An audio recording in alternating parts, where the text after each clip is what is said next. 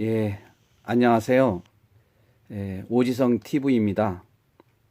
오늘은 세 번째 시간으로 나는 신영복 교수를 존경합니다 라는 제목으로 시작하겠습니다. 구독자가 16명이 되었습니다. 그러나 아직 부족합니다. 힘을 내도록 100명을 꼭 채워주시기 바랍니다. 구독을 꼭꼭 눌러주시기 바랍니다. 보일러 없이 전기장판 하나로 살다 보니까 방온도가 평균 8에서 10도 사이입니다. 그래서 방에서 두꺼운 옷을 입거나 목도리를 해야 합니다. 코디가 아니라 추위를 이겨내고 있습니다. 멀지 않아 따뜻한 봄이 올 것을 기대하면서 말입니다. 저는 목사이기 때문에 정치적인 이야기를 떠나서 목회자들에 대한 이야기를 주로 하는 유튜브입니다. 사실 저도 한없이 부족한 목사이지만은 정말 이 시대에는 목사들이 문제인 것 같습니다. 강단에서는 청중들에게 목이 터져라 예수 믿어야 구원을 받고 예수 믿지 않으면 천국에 못 간다고 설교를 아주 멋지게 합니다. 그러나 상당수 많은 목사들이 타 종교에도 그 나름대로 구원이 있다고 말들을 합니다. 이런 자세가 바로 종교다원주의 사상을 가진 목사들입니다. 천국과 지옥을 3시간 30분 동안 구경하고 온 저의 체험으로 말하면 이들은 분명히 구원받게 있는 자들이었습니다. 복음의 메시지를 목이 터져라 외치고 대형교회를 일구어내었다고 목회를 잘 하였다고 생각할지는 모르지만은 종교다원주의자들은 구원이 없습니다. 성도들은 예수 믿고 구원받아 천국 가는데 정작 목사는 지옥에 갈 수밖에 없습니다. 정말 무섭고 두려운 일이 아닐 수 없습니다. 예수는 하나님이시자 하나님의 아들이심을 추호도 의심하지 않고 믿는 것으로 구원받는 요건이 되지 못합니다.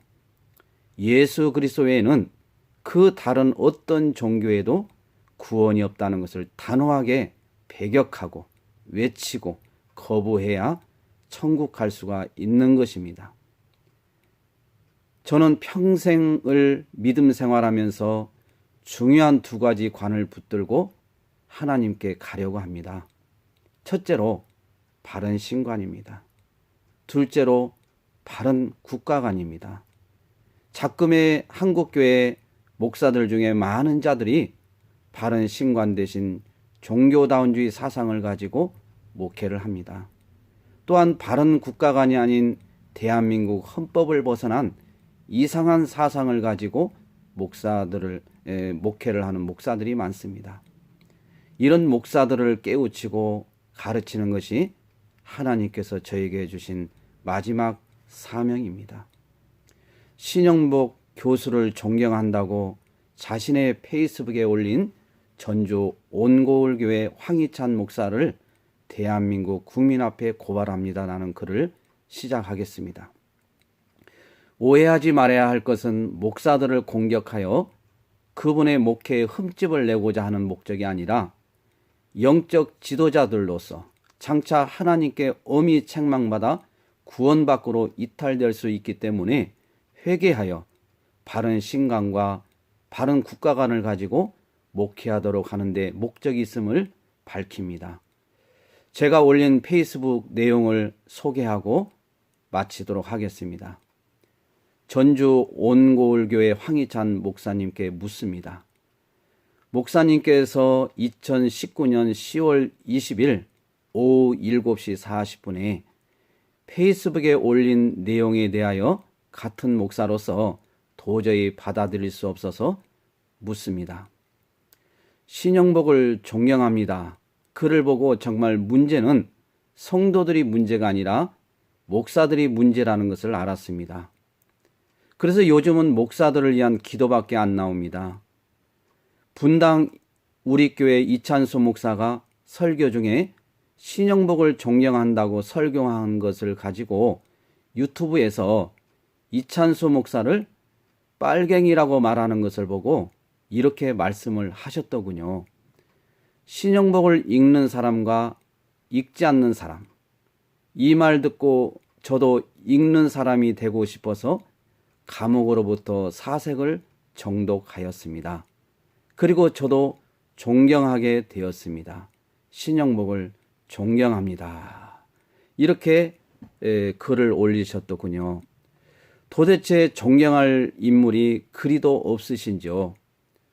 유명 신학대학교에서 신학박사를 받으시고 많은 책을 쓰시는 목사님 치고는 정말 아이러니합니다.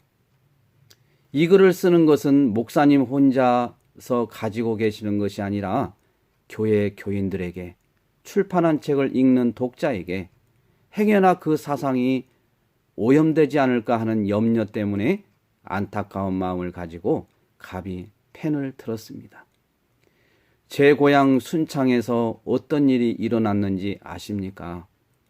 제가 어렸을 적에 지리산 자락인 신광산이라는 곳에서 무장공비 토벌작전으로 국군이 많이 죽었습니다.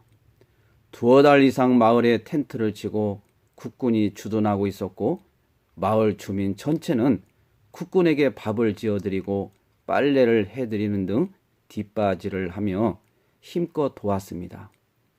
왜 마을 주민들이 하나가 되어 국군들을 도왔을까요? 그들의 무서운 정체, 공산당들이 6.25 사변 때 했던 만행을 이미 확인했기 때문입니다.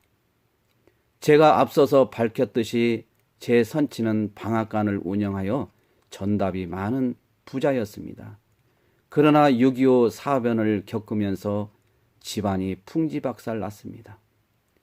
특히 작은아버지가 경찰관이었다는 이유 하나로 처참하게 처형당하거나 모진 고문을 당하였습니다. 그 아픔의 흔적이 지금까지 후대에 전해지고 있습니다. 목사님, 더 이상 말하지 않겠습니다. 국가관을 바르게 하세요.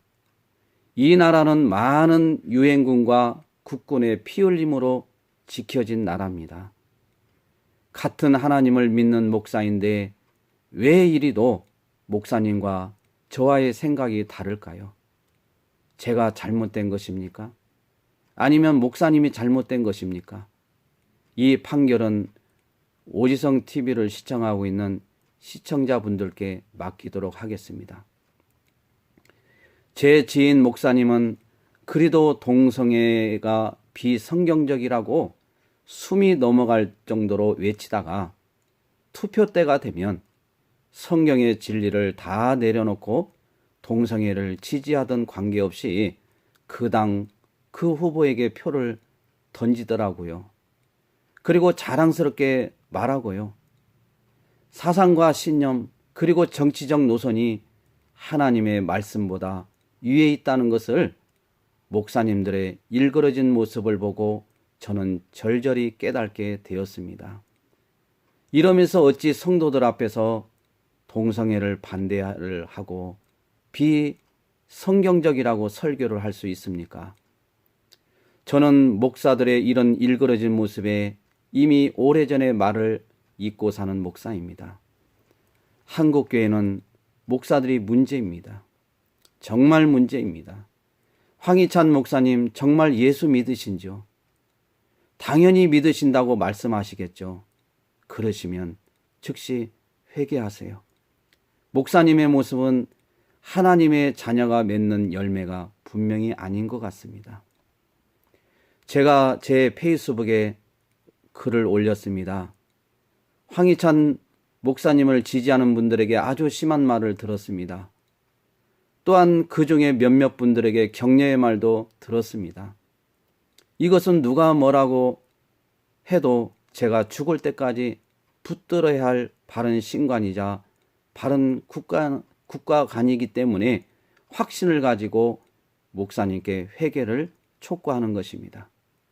하나님께 다른 많은 부분은 얼마나 많은 호되게 야단을 맞았는지 모릅니다.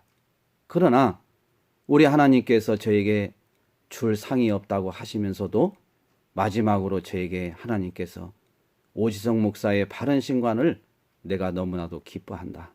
그래서 이 사명을 잘 감당하라고 하나님이 엄히 말씀하신 것을 저는 지금도 제 체험이지만은 기억을 하고 붙들고 목회를 하고 있습니다. 한국교회 목사들이여, 제발 바른 신관과 바른 국가관을 가지고 목회하시기를 촉구하며 기도드립니다. 다음 시간에는 정광훈 목사는 과연 성령의 사람인가 라는 제목으로 방송을 하겠습니다. 많이 기대하여 주시기 바랍니다. 시청자 여러분, 감사합니다. 다음 시간에 뵙겠습니다. 건강하시고 하는 일마다 하나님의 은혜와 보호하심이 함께 하시기를 주님의 이름으로 축원을 드립니다. 화이팅! 감사합니다.